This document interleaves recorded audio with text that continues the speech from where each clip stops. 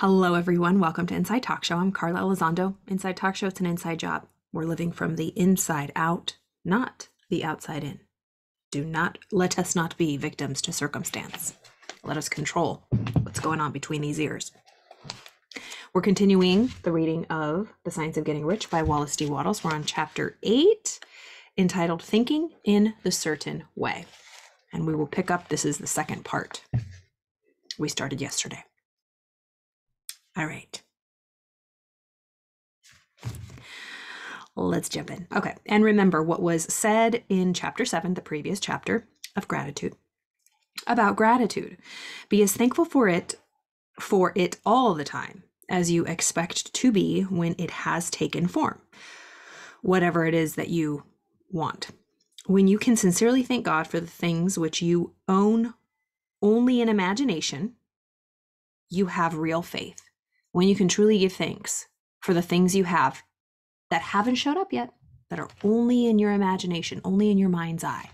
If you can truly give thanks for those things, that's faith. You will get rich. You will cause the creation of whatsoever you want. And let me just start at the top here. So it says, make use of the imagination, just as you will use them when they are tangible things. So make use of the things that you imagine as if they already were. Dwell upon your mental picture until it's clear and distinct. Then take the mental picture of ownership toward everything in that picture. Take possession of it in your mind and in the full faith that that is actually yours. Hold to this mental ownership. Do not waver for an instant in the faith that it's real. Then it just goes into gratitude. Be grateful for it. Be grateful for it already being here. Ooh, that changes your attitude so fast. You do not need to pray repeatedly for the things you want. We do not need to beg, bargain, plead, pray over and over and over. It is not necessary to tell God about every day. Tell God about it every day. Use not vain repetitions as the heathen do, said Jesus to his pupils. For your Father knoweth that ye have need of these things before you ask him. Your part is to intelligently formulate your desire for the things which make for a larger life, and to get these desires arranged in a coherent whole. You must then impress this whole desire upon the formless substance, which has the power and the will to bring you what you want. You do not make this impression by repeating strings of words. You make it by holding the vision with unshakable purpose to attain it, and with steadfast faith that you will attain it. We don't achieve anything by just yapping, by just talking, by just thinking. It's through the repetition of putting it into our heart, feeling it. That's why gratitude is such a powerful emotion to wrap what we want in. Already give thanks for it. Already give gratitude. Feel it. Put it in your heart.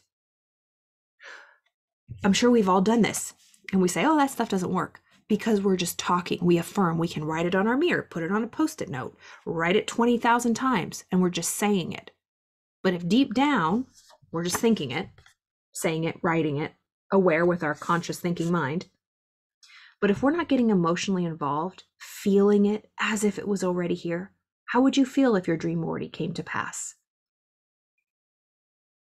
Are you giving gratitude for it?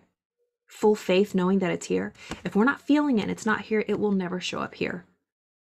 So if you've in the past ever had a dream, a vision, a goal, you talk about it, you think about it, all this stuff, and you're like, you know what? I've repeated it 1 billion times, but it's not showing up, Carla. This is the culprit. There's something hidden in here in our subconscious mind that is going against what we think. Cognitive dissonance, my friends. Cognitive dissonance means our thoughts aren't matching with our feelings and behavior.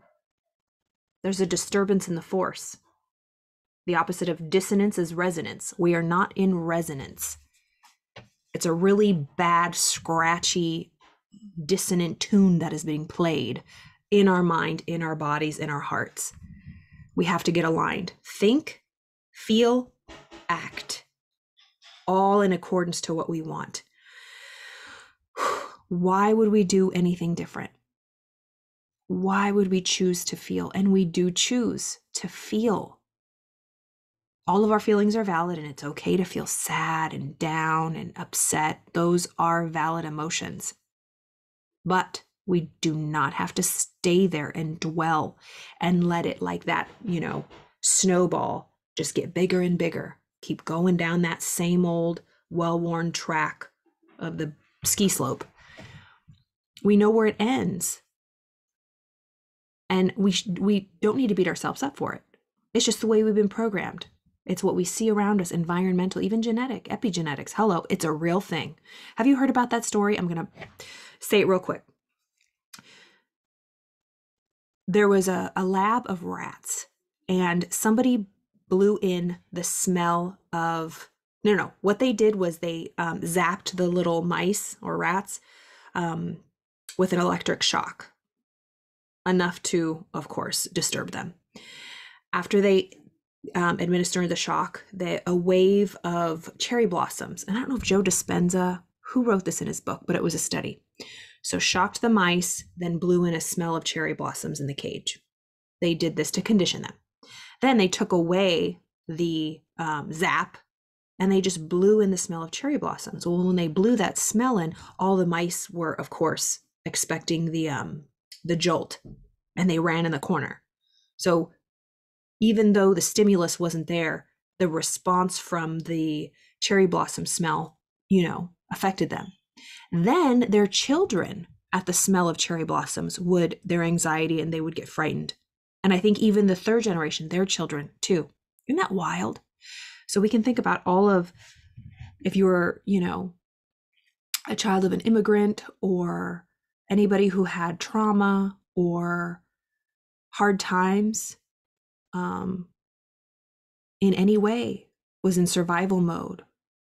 That programming, that anxiety, that depression, it's not a coincidence that if you suffer from major depression disorder, one of your parents did, or one of your aunts or uncles or grandparents did, it gets passed down. It's in the tissue, it's in the genes. But we can always change it. We're always in control. So we have that genetic conditioning, the environmental conditioning, what's happening around us, and what's passed down in those genes. But it's only a potentiality. We do not have to animate that. We might be prone because, all of our family had diabetes. So, we're going to get diabetes. No, we might just be more prone to it, but we don't have to activate that gene. Always remember that. I hope that made sense. I don't even know where I was. How long have I been talking? All right. You do not need to make the impression by repeating strings of words. You make it by holding the vision with unshakable purpose to attain it, and with steadfast faith that you will attain it. The answer to prayer is not according to your faith while you are talking, but according to your faith while you are working. Oh, that's where I was. Okay. So the answer to your prayer is not according to your faith while you are talking, but according to your faith while you are working. You cannot impress the mind of God by having a special Sabbath day set apart to tell him what you want, and then forgetting him during the rest of the week.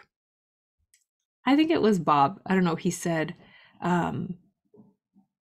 we think prayer is when we take the time to go even just somewhere quiet, and we're going to pray now. We're going to let God know what's really up. He's like, that's just making noise on your knees. The real prayer happens between those prayer times. It's when you get up and you start walking around, and that's the real prayer. We're praying all the time. What are we praying for? And then we wonder why that one little 10 minutes we take to pray in the morning or in the evening. Well, hell, I pray. God's not hearing me. Oh, God hears you all day long. And remember, God's impersonal. God's just responding to what you pray about. And what you pray about is what you think about all day long. All right. It says, again, you cannot impress the mind of God by having a special Sabbath day set apart to tell him what you want, and then forgetting him for the rest of the week.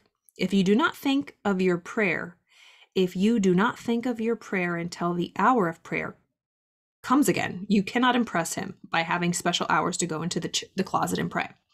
Oral prayer has its effect in clarifying your vision and strengthening your faith, but it is not your oral petition that will get you what you want. In order to get rich, you do not need a sweet hour of prayer. You need to pray without ceasing. You need a sweet life with prayer. And by prayer, I mean holding steadily to your vision with the purpose of causing its creation into solid form and the faith that you are doing so. We highly underestimate the power of our mind. I had another drawing here, but it was equivalent to like something like this. Okay. This is that our heart of hearts, our programming, our subconscious mind, the part of us, every rule that we have, the facts that we believe, the truths that we were told, that we gathered, that we believe. And if life isn't right, it's like down here, it's like a dumpster fire. There's just flames down here. It's a big dumpster fire down here, subconsciously, because our results clearly say something's up. Something ain't right. I got to get my mind right. We talk like that. So if it's a dumpster fire out here, it's a dumpster fire in here.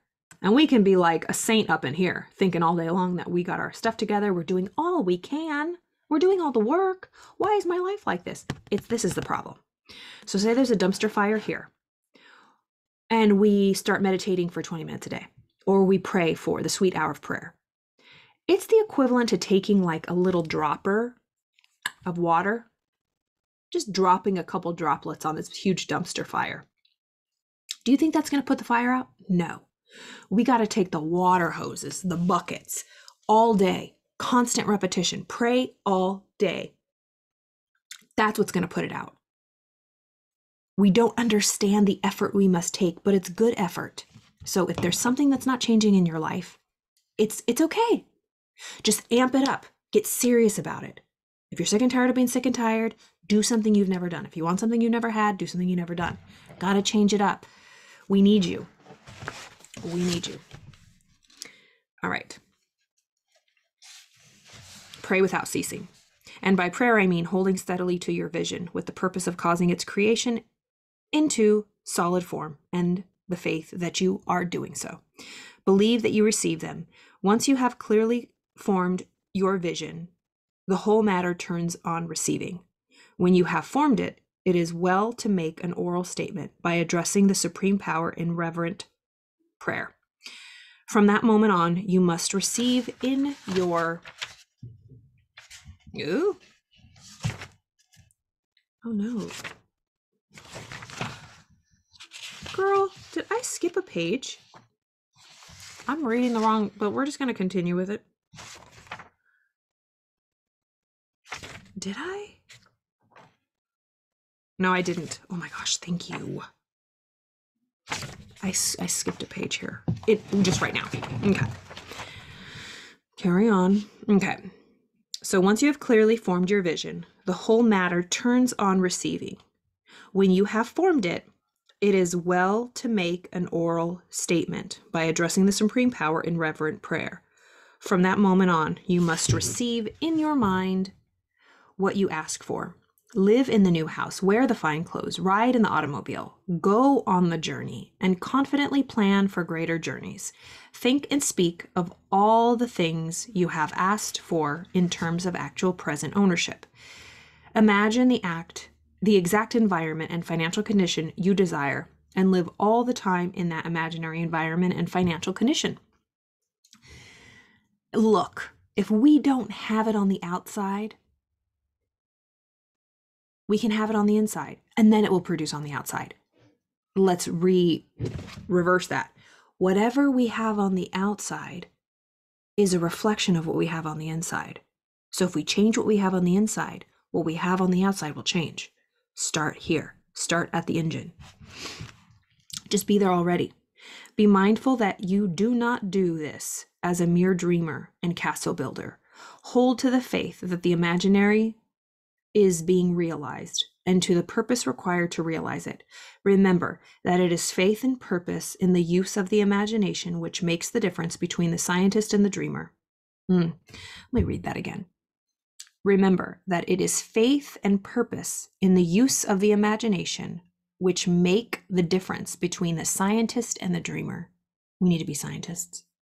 And having learned this fact, it is here that you must learn the proper use of the will.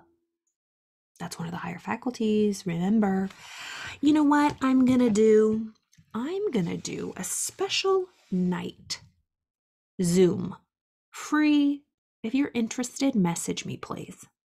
I am going to do a Zoom class on the higher faculties. Would you like to hear about the 6 higher faculties and learn how to live life in that magic way rather than living how the masses live, how we've all lived, from our lower 5 senses? If you want to join that, message me. I will send you the link. It's a class I'm going to do on the 6 higher faculties. We're going to learn about them, each of them. If you're interested, message me. I'll send you the link. It'll be in November. TBD.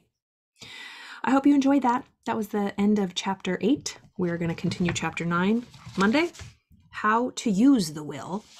That should be helpful. I hope you're all having a wonderful week. Have a wonderful weekend. Let's really polish up those rough edges. Whenever you're triggered, whenever you're bothered, know that it's something in you that needs a little filing.